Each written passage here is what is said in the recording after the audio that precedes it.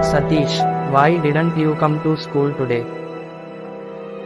Satish, why didn't you come to school today? Satish, why didn't you come to school today? Surrender had to repeat the question 3 times before Satish heard him. He was lying on the bed, his eyes closed. Sweat glistened on his brows. No, I am not well. Replied Satish.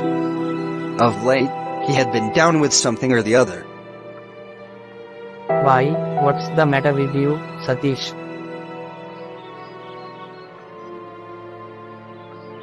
His friend asked with concern. He put his hand on his forehead to feel it. I don't know, Surinder. It's been pretty bad since the last operation on my leg. I get these terrible headaches and then feel as if everything is going dark and silent. I feel miserable. But why are you speaking so softly?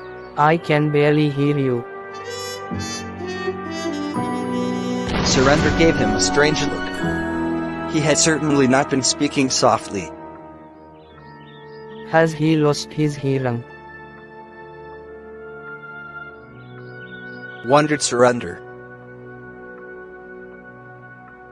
Poor Satish. He had been ill ever since he came back from the holiday in Kashmir the previous year. There had been an accident when he went hiking with his father and brother Inder. They were crossing a rickety bridge over some rapids. The boys stood and looked down at the swirling water below them. Look how the water is rushing at that spot.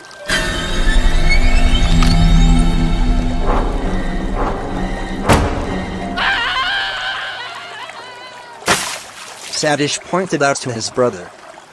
Just then his foot slipped and losing his balance, he fell into the rapids. His screams were lost in the rushing sound of the water. When he regained consciousness, his legs were in a plaster cast and his head hurt badly. He was bruised and aching all over.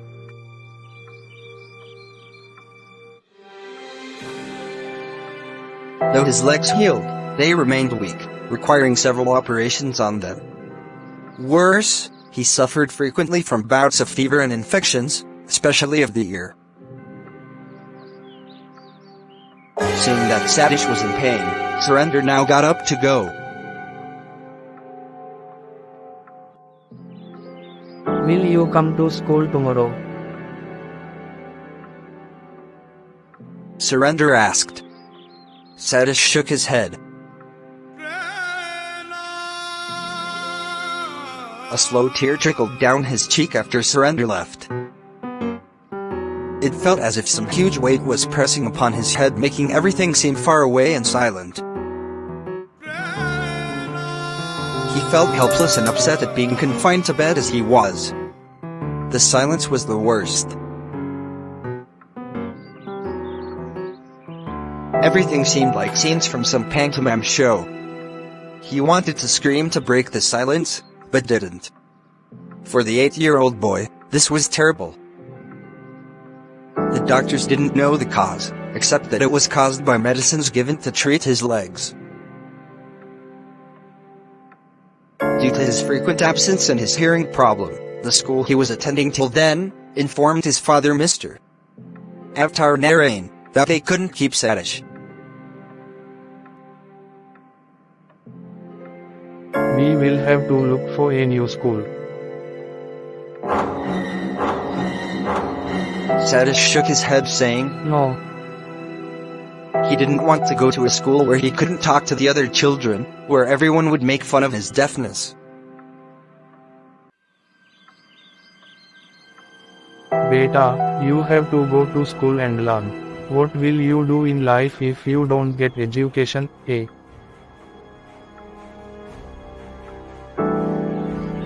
He asked his son. Satish heard snatches of his words, but knew what he was saying. After a lot of persuasion, he finally agreed to go along to the new school. But this school didn't want him for the same reason. This is a school for normal boys. Why don't you take your son to the school for deaf and dumb children?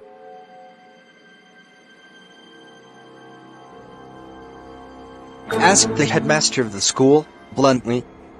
Avtarnarayan was angered.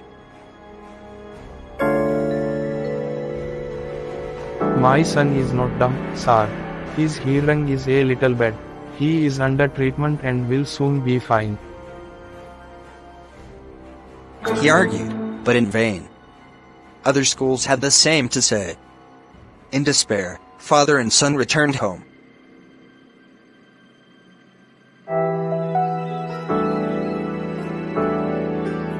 Though Avtarnarayan felt shattered, he wouldn't give up hope. After the unsuccessful expedition to the schools, Satish became very moody. He couldn't talk freely with anyone because he was unable to hear a single word. His brother Inder sat for hours with him and talked to him, teaching him words and pronunciation. Unable to bear the taunts and teasing of the children in the neighborhood, Satish even avoided going out to play. His father and Inder spent time with him every day, talking to him, trying to teach him things.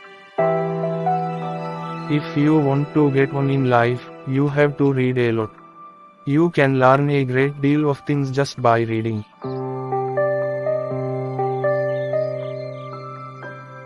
His father told Satish, giving him an armful of books. Satish leafed through them the life of Garibaldi, translated into Urdu by Lala Lajpat Rai, the works of Munshi Premchand, Sarat Chandra and several others.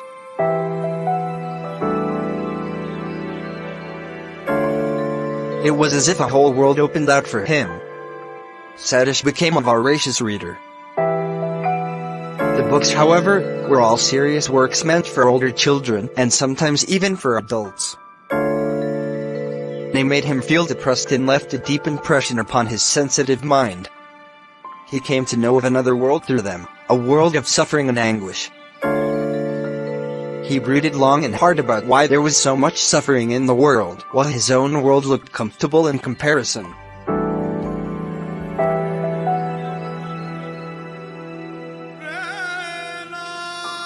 All he could do was sit and stare out of the window or read.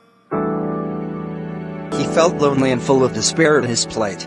One day, when he was looking gloomily into the far corner of the garden, he saw a bird that was unlike any he had ever seen before. It had a longish tail and a black crest. But the most interesting thing about the bird was its restless energy. Its eyes kept darting here and there, its whole body ready for flight any moment.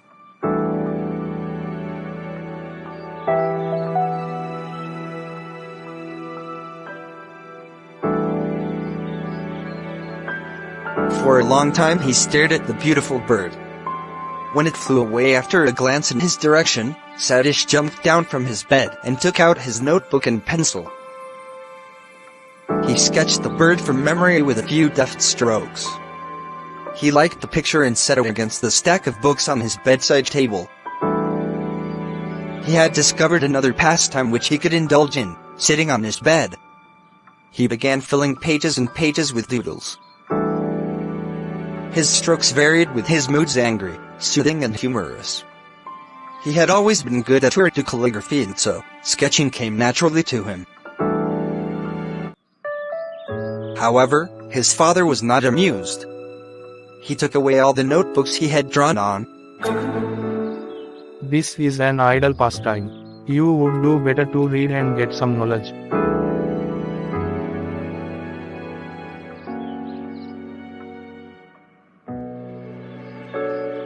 Why do you take away his source of entertainment? Oh, that. I don't want him to start thinking that he can make a living out of drawing.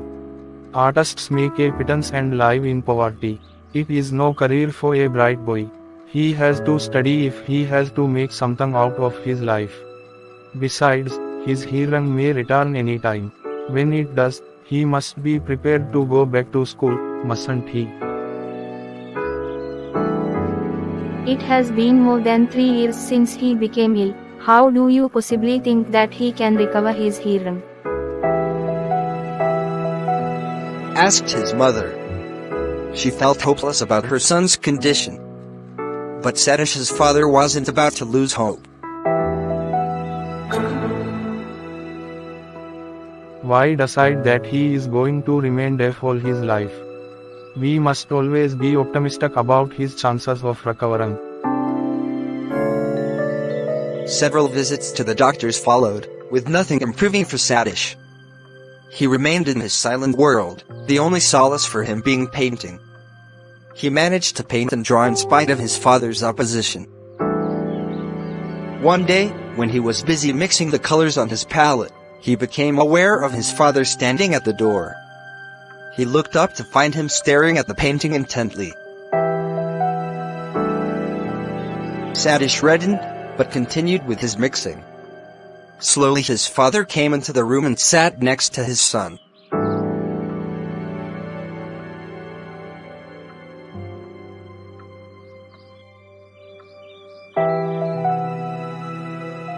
You want to do this very badly, don't you? He asked. Had Satish had the power of hearing, he would have heard the tremor in his father's voice. As it was, he only read his lips.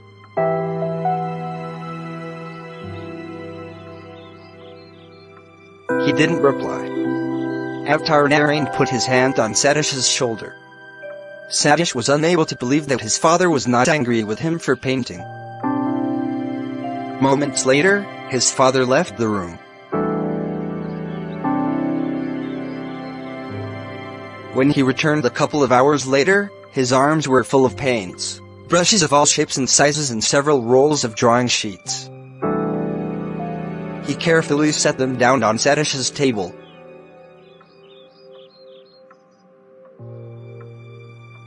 Pitaji.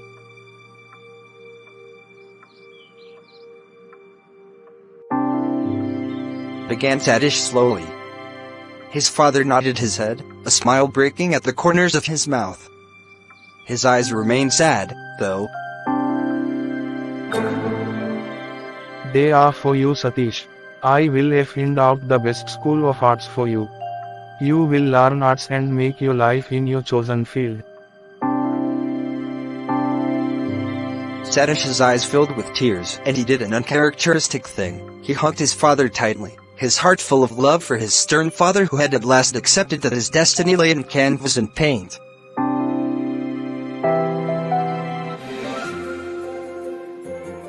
Within a short time he learned more than just painting. He learned about life. It is this boy now popularly known as Satish Gujral.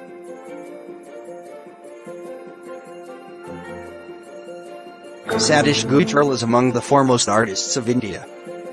He is one of the few artists who is accomplished in several art forms like painting, sculpture and architecture. Satish Gujral is also a writer.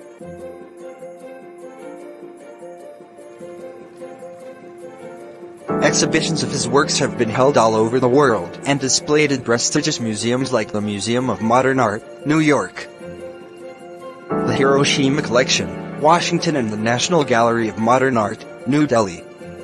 He has published 4 books of his works in various arts.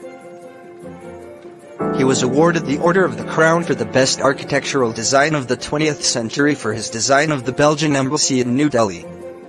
He has also been honored with the Padma Vibhushan. His life of achievement is ample proof that physical disability is no barrier to success.